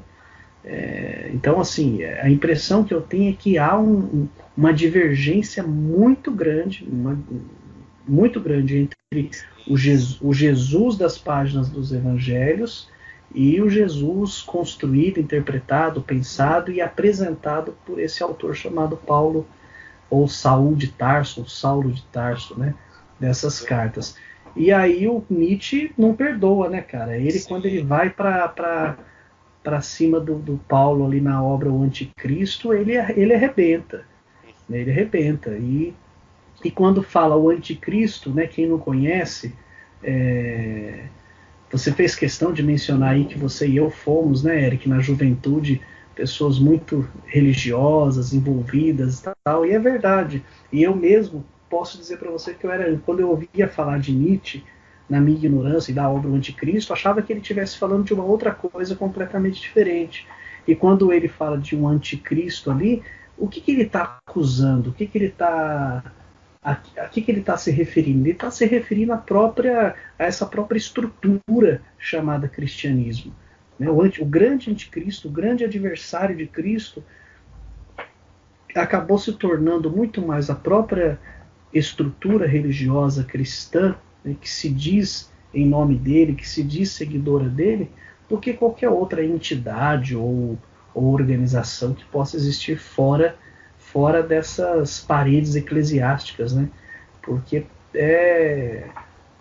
nem sempre essas paredes eclesiásticas, né? Porque nem sempre o discurso da religião cristã, por mais em nome de Deus que ele possa ser proferido, ele está de acordo com aquilo que Jesus, em nome de Deus, dizia, né? Então, assim, há muitas divergências. Você aponta a importância aí de você também conhecer o outro lado, a outra leitura, né? Tem um texto que eu gosto sempre de recomendar para quem diz que concorda literalmente com a crítica que Nietzsche faz a Paulo. Eu sugiro que leia uma obra de Neil Eliot, publicada pela Paulus há muitos anos. A edição que eu tenho, por exemplo, é de 98. Eu não sei se a Paulus ainda publica esse livro, chamado Libertando Paulo, a Justiça de Deus e a Política do Apóstolo. É uma outra leitura, um outro olhar muito interessante também. Tá? A gente também não pode aqui querer dogmatizar Nietzsche, né? Foi muito bom você dizer que tem coisas que você concorda, tem coisas que você discorda. Isso tem a ver exatamente com essa necessidade também da gente não transformar a leitura que Nietzsche faz num cânon sagrado a respeito, por exemplo, aqui da religião, do cristianismo. As críticas que ele faz, inclusive, não tem essa intenção, né? Mas é exatamente para despertar em nós esse olhar crítico, reflexivo e esses questionamentos, né? Porque a religião cristã, ela, como quase toda religião, não todas, mas quase todas, ela roga para si essa condição de dona da verdade, de universal, de detentora da verdade divina, né? E às vezes leituras críticas como essa de Nietzsche nos ajudam a questionar essa condição que ela roga para si mesma, né? Olhar uma outra interpretação que também precisa ser conhecido, ouvido, também de maneira crítica, mas que precisa ser conhecido, né? Jefferson, é interessante que assim, o Nietzsche, a gente não pode esquecer também que boa parte da obra do Nietzsche inclui esse sarcasmo, tá imbuído em cada frase, em cada momento de Nietzsche. Então, você nunca tem certeza absoluta se naquele momento Nietzsche está sendo sarcástico ou se ele está irônico, né? Exato. Então, o sarcasmo faz parte disso o tempo todo, né? Então, tanto que ele cita Paulo o tempo todo no Zaratustra. Até tem um trecho aqui que ele fala assim, ó: tenho aversão às nuvens passageiras, sorrateiros felinos rapaces. Elas tinham de ti e de mim o que nos é comum. O imenso e ilimitado dizer sim e amém. Não é Paulo que fala isso o tempo todo, né? Nele está o sim e o amém. Então Nietzsche, ele o tempo todo ele também ironizando, mas ao mesmo tempo também falando o sim e o amém estão nas coisas aqui, ó, da terra, do interiores aqui em você, cada célula sua de sim e amém, né? Chama esse sim e amém. E toda essa negação ele vê com maus olhos, tanto que tem algo interessante que eu enxergo muito em Nietzsche, assim, no Zaratustra. Ele entende que a religião é a desculpa do homem em Deus para a preguiça existencial. A desculpa do homem em Deus para a preguiça existencial. Olha só esse trecho que ele fala. Bem o sabes, o covarde demônio em ti, que bem gostaria de juntar as mãos e pôr as mãos no colo e sentir-se mais cômodo. É esse covarde demônio que te diz: existe um Deus. Então, olha só que ele chama de covardia o fato da pessoa ter que estar o tempo todo ali clamando a Deus para socorrê-la, de alguma forma. Ele quer que, de alguma forma, a pessoa assuma algum tipo de autonomia. E é nesse sentido que ele tem vezes, até mesmo em outros escritos dele, como Genealogia da Moral, ele fala que o homem ele está o tempo todo querendo buscar esse pretexto em Deus para poder se apegar a algo e se acovardar ali naquele cantinho onde ele sente segurança.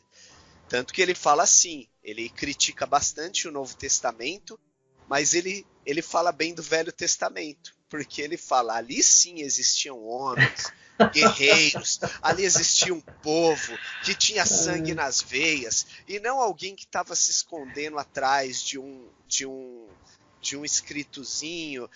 Por isso que ele critica tanto Paulo, porque ele fala que as pessoas começaram a viver a partir daquelas cartas que Paulo escreveu para alguém específico em um outro canto, que não tem nada a ver com a nossa realidade. E inclusive isso no momento que eu estava pensando, daí eu lembrei, né, que quando Abraão teve o chamado lá, sai da tua terra e vai para a terra que eu te mostrarei, que voz foi essa que chamou ele? Não existia uma escritura, não existia algo canônico para ele seguir. Era algo interior. Era uma aventura interior.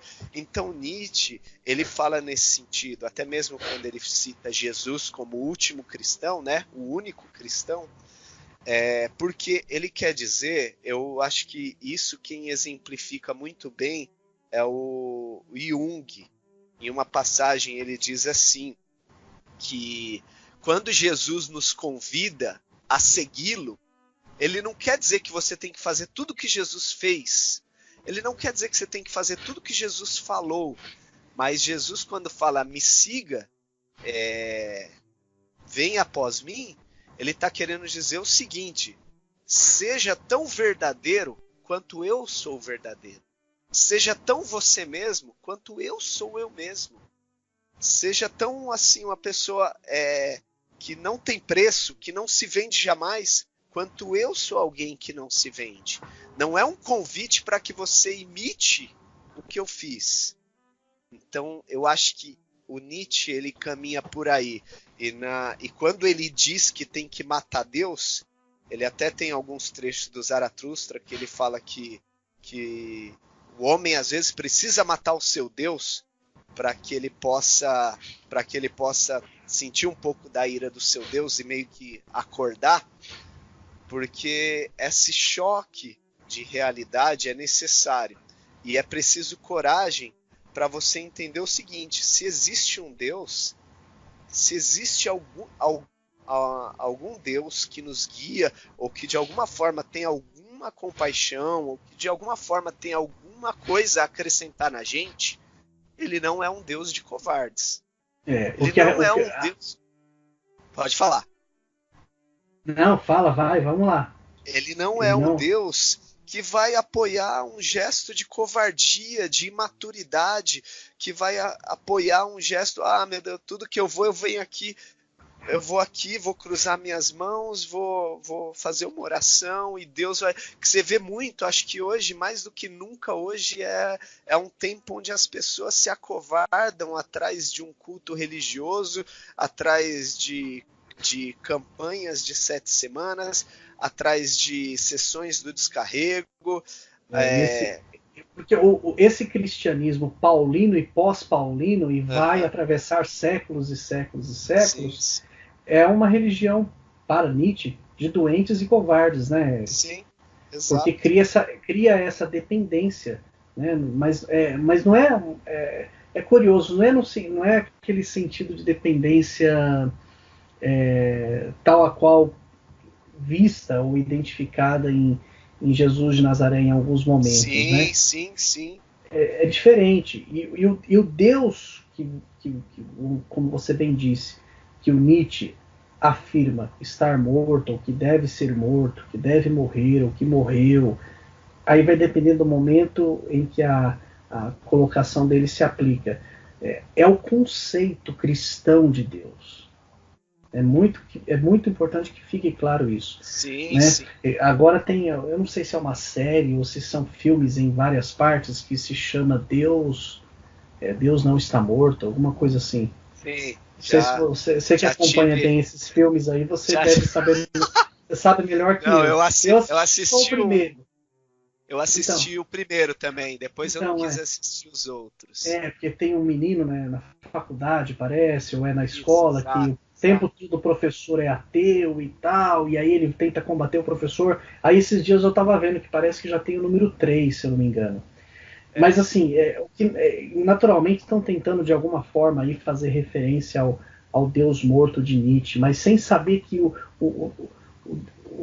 Deus morto de Nietzsche é o conceito cristão de Deus, que nada tem a ver com o conceito de Deus identificado por ele próprio. Nietzsche, por exemplo, no discurso atribuído a Jesus de Nazaré, e sim naquele discurso atribuído a Paulo em diante.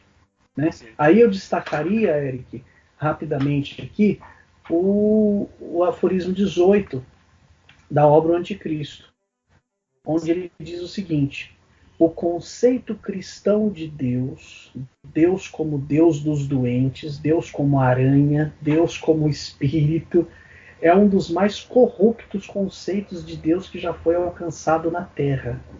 Talvez represente o nadir na evolução descendente dos tipos divinos. Deus degenerado em contradição da vida, uma vez de ser transfiguração, em vez de ser transfiguração e eterna afirmação desta. Ou seja, Deus tinha que ser uma afirmação da vida, né? E não uma contradição dela. Em Deus, a hostilidade declarada à vida, à natureza, à vontade de vida. Deus como fórmula para toda difamação do aquém, para toda mentira sobre o além. Em Deus, o nada divinizado, a vontade de nada canonizada. Então, assim, é nesse sentido que a crítica dele vai. Né? Então, em Deus, o nada divinizado, a vontade de nada canonizada. Então, assim, é nesse sentido que a crítica dele vai. Né? Então, é muito importante. Aí, o tempo todo, isso me remete à interpretação que o Alessandro Rocha fez. Se os cristãos entendessem bem o que o Nietzsche está querendo dizer com isso, eles veriam que o conceito de morte de Deus que ele desenvolve é muito mais aliado do que adversário daqueles que se dizem seguidores de Jesus de Nazaré. Aí, aí mais para frente um pouquinho, já no aforismo 27, a respeito de Jesus, olha o que Nietzsche vai dizer. Um caso de primeira ordem. O pequeno movimento rebelde, batizado com o nome de Jesus de Nazaré, é mais uma vez o instinto judeu, em outras palavras, o instinto sacerdotal que já não suporta o sacerdote como realidade. A invenção de uma forma ainda mais subtraída de existência, de uma visão ainda mais irreal do mundo, do que a organização de uma igreja determina. O cristianismo nega a igreja. Igreja aqui no conceito original, né, vamos dizer assim. Não vejo contra o que se dirigia a rebelião da qual Jesus Cristo foi entendido, ou mal entendido, como sendo causador, se não foi uma rebelião contra a igreja judia. Igreja no exato sentido em que hoje tomamos a palavra. Foi uma revolta contra os justos e bons, contra os santos de Israel, tudo isso entre aspas, contra a hierarquia da sociedade, não contra a sua corrupção, mas contra a casta, o privilégio, a ordem, a fórmula. Foi a descrença nos homens mais anunciado contra tudo que era sacerdote e teólogo naquela época. Este santo anarquista, né, ele pula algumas linhas, eu pulo aqui alguns trechos e ele diz mais à frente: este santo anarquista Eu acho que isso vai te agradar, Eric, agora. Opa. Que conclamou o povo baixo, os excluídos e pecadores, no interior do judaísmo, a contrariar a ordem dominante, com uma linguagem que, se pudéssemos confiar nos evangelhos, ainda hoje levaria a Sibéria. Foi um criminoso político, na medida em que os criminosos políticos eram possíveis numa comunidade absolutamente apolítica. Isso o levou à cruz. A prova disso é a inscrição na cruz. Ele morreu por sua culpa. Falta qualquer razão para dizer, por mais que se tenha dito, que ele morreu pela culpa dos outros. Então, assim, né?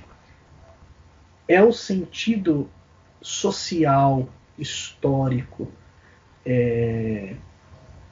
humano dessa figura que acabou depois sendo apropriada, ressignificada, até ser divinizada e que, por consequência, ganhou proporções muito piores do que simplesmente divinizá-lo, mas até mesmo de negar os mais importantes dos seus ensinamentos. Porque se hoje em dia, Eric, você pega e cita uma frase como essa final aqui do Nietzsche que nós acabamos de ler, né? Em particular essa aqui que fala, esse trecho que fala, né, que ele foi um criminoso político, na medida em que criminosos políticos eram possíveis e tal, né? É perigoso o cara pegar e falar assim, quem está falando isso daí é um marxista, e não, muito pelo contrário, era Nietzsche. E até onde se sabe, apesar de serem contemporâneos, não há contatos ou conversas ou comunicações de Nietzsche com Marx, né? Isso é curioso, isso é muito curioso. E eles são contemporâneos, eles são conterrâneos, eles têm contatos com pessoas em comum, né? Intelectuais da época, mas deles mesmos, entre eles dois, você não tem. Isso é muito interessante. Mas você percebe em alguns momentos algumas convergências. Divergências também, mas convergências. Como, por exemplo, nessa leitura que se faz a respeito da figura de Jesus de Nazaré como uma pessoa que provoca uma grande revolta entre as elites de sua época, exatamente pelas posturas políticas e sociais que teve. É interessante, né, Jefferson, como tudo isso, cara, converge para algo que em Nietzsche é algo assim. Eu pelo menos, a minha leitura de Nietzsche, ela sempre parte de uma fonte que para mim é primordial no entendimento. É a seguinte, que Nietzsche, ele sempre imagina que assim, que existem dois tipos de seres humanos. Aquele que é afirmativo e aquele que vive através da negação. Então, e esse sujeito que vive na negação, que aí sim é a invocação. Por que ele invoca tanto com o cristianismo? Porque o cristianismo, na medida que se desenvolve, como nós falamos, todo o desenvolvimento dele, ele cria um encadeamento de doutrinas onde a pessoa fica aprisionada naquele sistema e aquilo não dá chance para ela crescer. E ali só existe chance para ela viver encaixotado naqueles conceitos e só repetir como um papagaio tudo aquilo que já foi dito por alguém. E quando Nietzsche olha isso, ele fala que isso tudo mata as pessoas, anula elas de tal forma que ele entende que assim, ele luta contra a negação do ser enquanto existência. Então, por ele lutar com a negação do ser enquanto existência, ele enxerga no cristianismo o seu maior representante. Não o único, mas o maior. Então ele pensa, eu vou bater nesse gigante aqui, que a nossa sociedade ocidental toda fundamentada no pano de fundo do cristianismo, ele fala, eu não vou suportar, eu não vou ser conivente com tudo isso. Então, e ele o tempo todo, ele até tem a figura do super-homem, né? Que vive para se afirmar enquanto verdade. Ele vive para manifestar o espírito dele. Então, ele diz que ele inclusive inclui Jesus entre esses, que era um dos homens que vivia para manifestar seu espírito, e que aqueles que vieram depois dele não entenderam nada do que foi dito por ele. Inclusive tem um trecho aqui que eu queria ler que é quase que uma consonância com tudo que você acabou de ler no Zaratustra, que ele diz assim: e sejam quais forem os danos que façam os maus, o dano dos bons é o mais danoso dos danos. E sejam quais forem os danos que façam os caluniadores do mundo, o dano dos bons é mais danoso dos danos. Ó, meus irmãos, alguém olhou certa vez no coração dos bons e justos e disse: são os fariseus. Não foi compreendido. Olha só, ele falando que o mal de toda a humanidade são os bons. E que Jesus sempre combateu esses bons. E que a esses bons e justos, ele olhou nos olhos e falou: vocês são fariseus. Né? No sentido pejorativo, porque fariseus na época era uma casta que era religiosa, eram considerados os santos da época, né? E exemplos, né? Exemplos, cidadãos de bem, exemplos a serem seguidos. Exato. E Jesus bateu neles porque realmente era esse tipo de pessoa que dizia: olhem para mim, eu sou o exemplo a ser seguido, olhem o que eu falo, sigam o que eu falo. Olhem esse livro, sigam o que esse livro diz. Eu não sou corrupto. Eu não sou corrupto. Eu sou diferente. E sigam. É impressionante como que a humanidade, em particular aqui no Ocidente, que é uma realidade que a gente pode falar com mais facilidade, não aprende, né, Eric? Os anos passam, os séculos passam e isso não muda, né, cara? Essa falta de percepção que a gente tem, né? Dessa hipocrisia, dessa demagogia disfarçada de ética, né? Sim, cara. É difícil olhar e constatar, mas é a realidade. E a gente vê que, se você olhar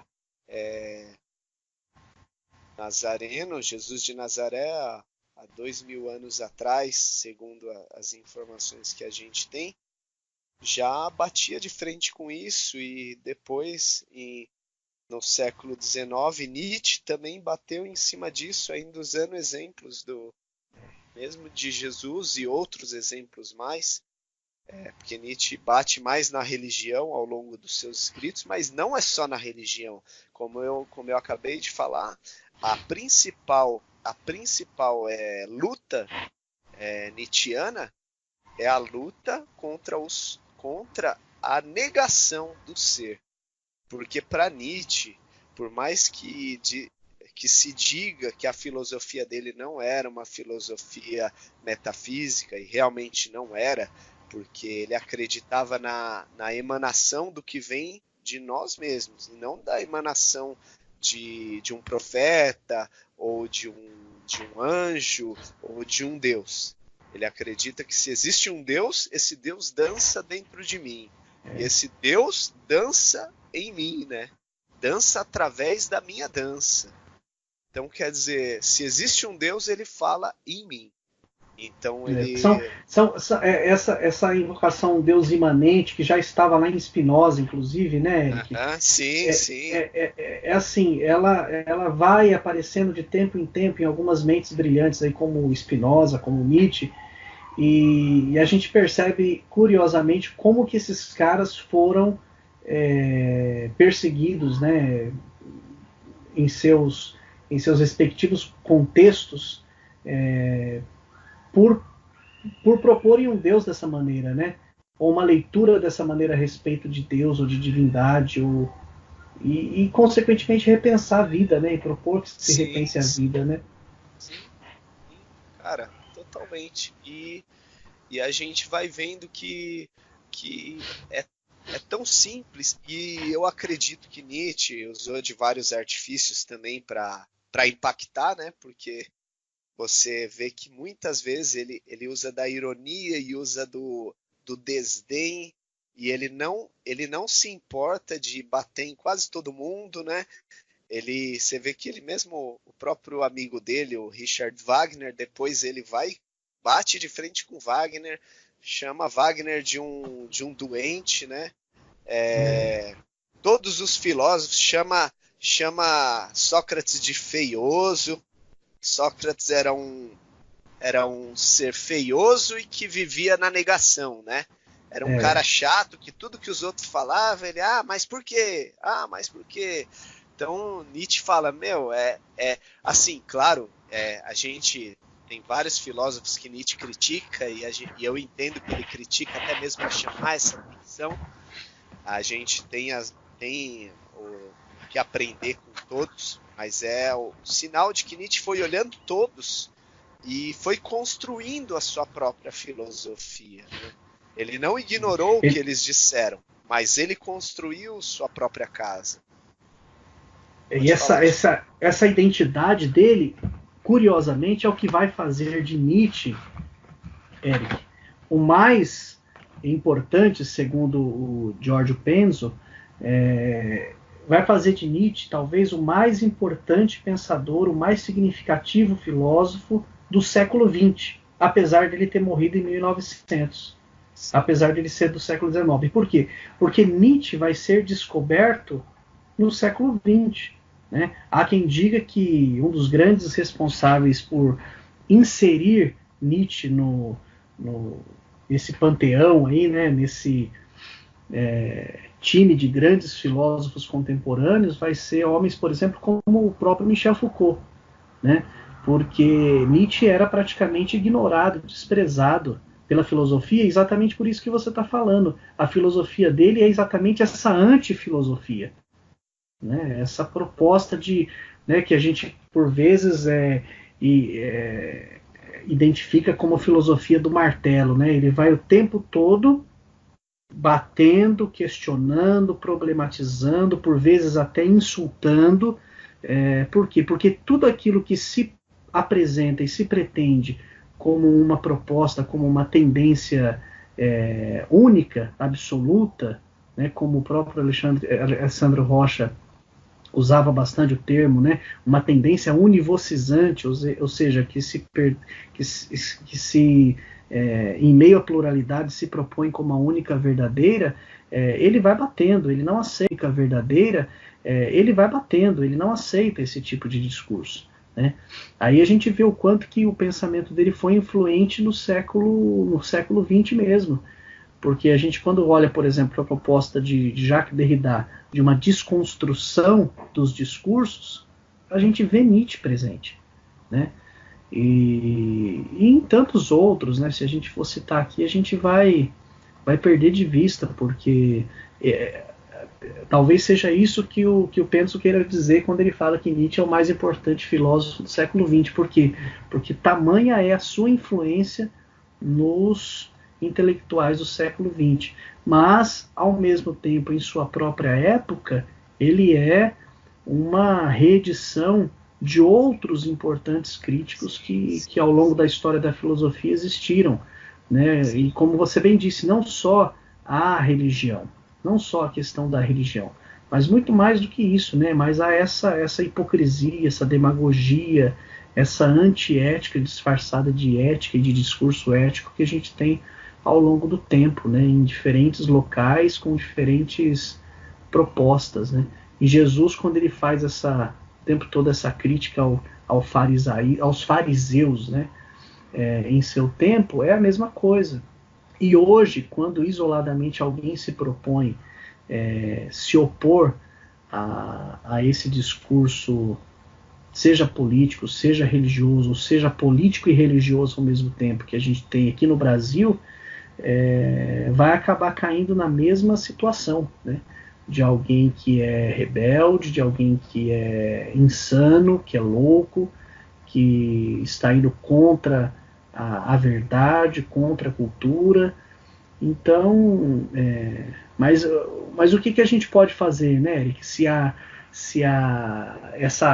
Esse formato insiste em se perpetuar, não é verdade? Sim. Então, Sim. é inevitável que reapareçam de tempo em tempo aqueles que não vão se conformar com esse tipo de discurso alienante que tem das pessoas, né, o tempo todo. Porque as pessoas, elas infelizmente, elas são facilmente manipuladas, dependendo do contexto em que elas estão inseridas, né? E assim, né, Jefferson, não é fazendo nenhum julgamento de nada nem de ninguém. Eu acho que nós já passamos por momentos também onde nós estivemos em algum nível de alienação, e ainda temos alienações até hoje, de muitas coisas das quais com certeza nós não sabemos, mas eu espero que essa cultura de pensar de forma crítica, pensar de forma autônoma, ela possa não só nos ajudar, como também possa ser um convite, né? Para quem Um quiser convite a participar. outros, né? Exato. Eu acho que como você falou, sempre isso parece uma espiral onde a gente sempre acaba voltando em temas que já foram discutidos há 2000 anos atrás, há 100 anos atrás, 200 anos atrás, mas cabe a nós incentivar novamente o pensamento crítico, convidar as pessoas para que elas possam fazer essa viagem junto com a gente, ou a viagem de acordo com o caminho que ela achar melhor, mas que pense. Esse veículo aqui pense. Já é esse convite que a gente está fazendo, Sim, né? Exato. É muito mais um convite ao pensamento, muito mais um convite ao questionamento do que a afirmação de uma verdade. Aqui a gente está batendo papo, a gente está conversando, a gente está discutindo um assunto que a gente muitas vezes não tem domínio, mas que a gente está se esforçando, e quem quiser colocar também a sua forma de enxergar tudo isso é muito bem-vindo. Né? É isso aí, meu mano. Já estamos aí com quase 2 horas e meia de conversa jogada fora.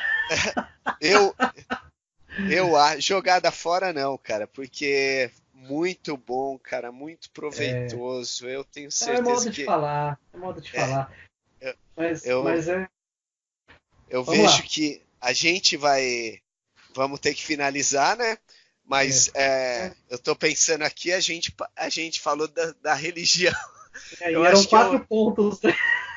Eu acho que eu fui muito ingênuo, né, cara? Não é possível. Porque realmente não ia ter jeito, cara. É muito vasto, mas a gente vai continuar, cara. Não sei quando, mas a gente vai tocar nos outros 3 pontos, mas da próxima vez a gente vai abordar só um por vez. Esse podcast aqui vai ficar gravado como Nietzsche e a religião. A gente vai esquecer tudo que a gente falou no início, a nossa proposta inicial. Mas foi muito bom, cara. Foi muito bom. E vamos para nossas dicas aí de aprofundamento. Eu diria o seguinte: divagações sobre Nietzsche e a religião, né? Porque muito a gente. Legal. Porque a gente sabe que ainda tem muito a ser explorado só a respeito desse ponto. Existem pessoas que têm muita competência tratando desse assunto já há décadas, escrevendo, publicando. Nós estamos aqui pensando ideias para poder, de alguma maneira, tentar aí provocar a nós mesmos e a outros a explorarem essas ideias e conhecê-las com muito mais aprofundamento, né, Eric? Mas assim, minhas dicas de hoje seriam as seguintes, cara. Eu indico esse que eu citei, Deus na Filosofia do Século XX, o primeiro capítulo desse livro, que foi organizado por Giorgio Penzo e Rossino Gibellini, salientando que é o primeiro capítulo que trata a respeito de Nietzsche. É uma obra publicada pela Loyola. A outra, Cristo na Filosofia Contemporânea, volume 1, de Kant a Nietzsche, o último capítulo, no caso, né, que foi escrito por Marco Vanini.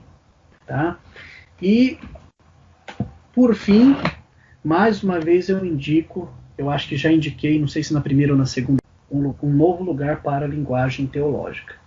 E é onde ele vai explorar essa questão a respeito de Nietzsche, é no terceiro capítulo, a afirmação do local como princípio de uma nova abordagem metodológica em teologia sistemática, onde ele consegue pegar Nietzsche como chave de leitura e como referencial teórico para entender esse discurso que se insiste, que teima ser e se apresentar como o único válido na história do pensamento cristão. E a partir dessa leitura que ele faz de Nietzsche, ele mostra que não é por aí, muito pelo contrário, é possível se fazer muitas leituras, né? Muito bom, cara. Bacana. Para não dizer que eu não indiquei nada de Nietzsche, eu indico o Anticristo, né? Que eu acho que é uma leitura libertadora. Para mim foi libertadora, e eu tenho certeza que para quem fizer, e é um livro pequeno, breve e muito fácil de se entender, diferentemente de outros de Nietzsche que são rebuscados, tem às vezes uma linguagem bastante complexa, mas o Anticristo tem uma leitura leve, e eu acho que é uma leitura fantástica e libertadora para quem quiser começar de repente aí a ler Nietzsche. Cara, muito bom. Gostei das suas indicações aí, cara. Eu acho, dos que você indicou, eu só li o Anticristo, mas eu gostei bastante das colocações que você colocou a respeito de alguns trechos aí dos autores do Paulo, né? Certo. E também do trecho que você leu inicialmente, que acho que foi desse livro que você tem aí dos filósofos, né? Isso. Depois você vai me passar. Aquela parte da influência que ele recebe de Dostoiévski, de leituras que ele faz de Tolstói, estão no Cristo na Filosofia Contemporânea, publicado pela Paulus, volume 1. Já aquela parte mais biográfica que eu falei a respeito da relação dele com Wagner e tal, bem no comecinho da nossa conversa, estão no outro, né? Deus na Filosofia do século XX. Legal, cara. Muito bom. E as suas dicas? Depois você vai me passar isso aí, eu vou colocar na descrição. Claro. Colocar na descrição lá do nosso do podcast, e as pessoas vão poder consultar, ver certinho essas indicações. Bom, as minhas, cara, primeiro lugar, assim, eu vou indicar, cara, leia. O que eu mais gosto é antes de ler qualquer autor que fale sobre o pensador, leia Nietzsche diretamente. Cara, leia tudo de Nietzsche, tudo. Até hoje eu não li nada. Em primeiro lugar, assim, eu vou indicar, cara, leia.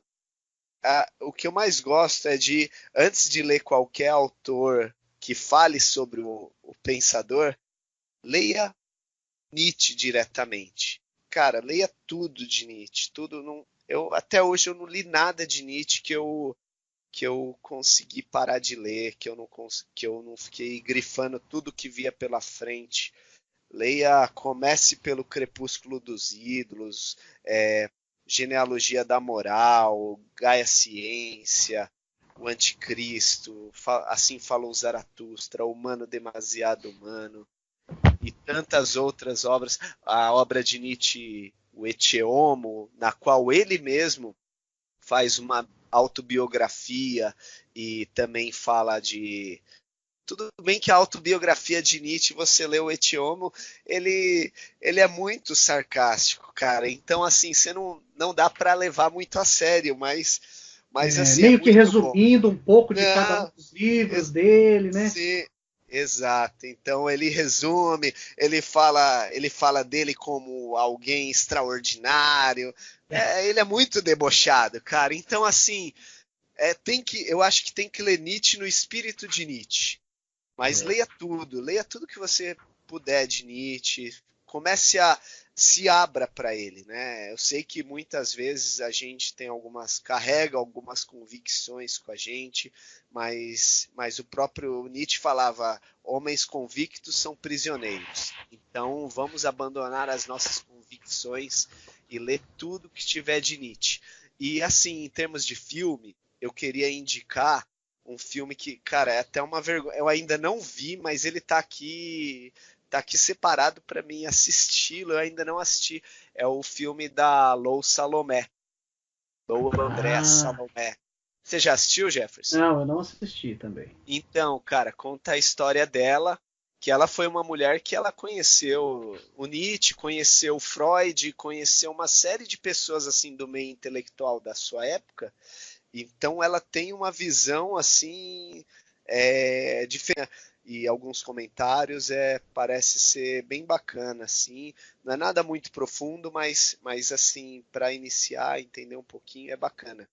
Eric, você me permite encerrar com a leitura de um aforismo que foi o que eu usei como epígrafe da minha tese de doutorado que eu defendi agora no final do ano.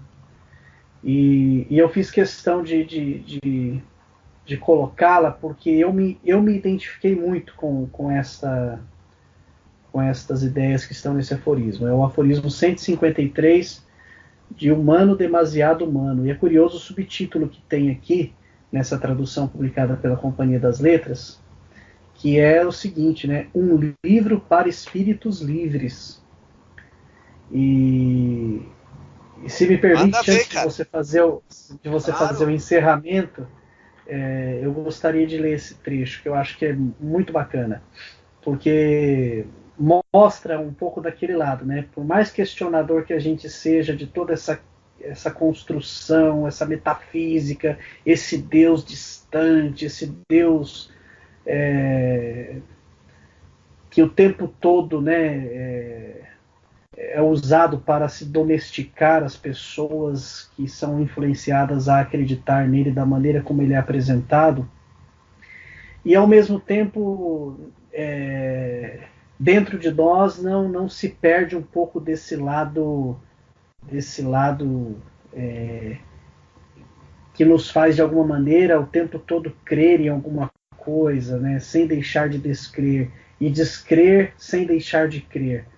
Então, assim, é um trecho muito legal. Gostaria de encerrar minha parte lendo essa passagem. A arte torna pesado o coração do pensador. Podemos ver como é forte a necessidade metafísica e como é difícil para a natureza livrar-se dela, enfim. Pelo fato de, mesmo no livre pensador, após ele ter se despojado de toda a metafísica, os mais altos efeitos da arte produzirem facilmente uma ressonância na corda metafísica, por muito tempo emudecida ou mesmo partida. Quando em certa passagem da Nona Sinfonia de Beethoven, por exemplo, ele se sente pairando acima da terra numa cúpula de estrelas, tendo o sonho da imortalidade no coração, as estrelas todas parecem cintilar em torno dele, e a terra se afastar cada vez mais. Tornando-se consciente desse estado, ele talvez sinta uma funda pontada no coração e suspire pela pessoa que lhe trará de volta a amada perdida. Chame-se ela religião ou metafísica. Em tais momentos será posto à prova o seu caráter intelectual. Então é muito interessante isso, porque é aquela coisa, né? Para popularizar bastante isso aqui, né? Isso que ele coloca você se diz tão intelectual, tão questionador, tão descrente, tão problematizador, mas aí basta